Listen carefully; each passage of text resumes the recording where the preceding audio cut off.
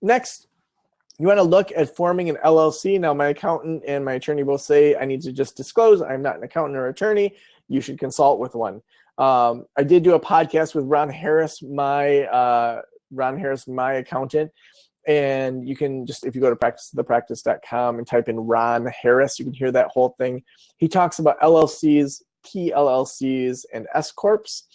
And an LLC basically protects you, the individual, and your family from you, the business. So if somebody sues the business, then they can't go after your personal assets, that there's this kind of divider there. Now, I recently discovered from one of the people that I consult with that in California in particular, LLCs are not recommended for counseling practices. So Californians, look into and talk to an accountant about the best legal structure for you.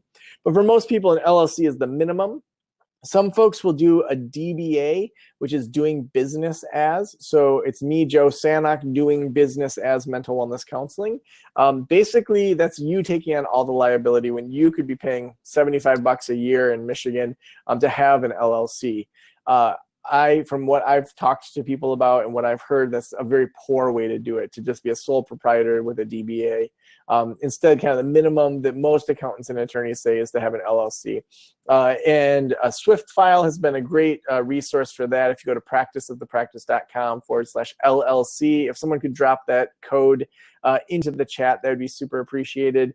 That's a great way to save money and do it quickly. My friend Chris Stroven down in Kalamazoo from Kalamazoo Integrative Counseling, he actually helped me move away from recommending LegalZoom to Swift file because it was cheaper and faster and a better experience for him.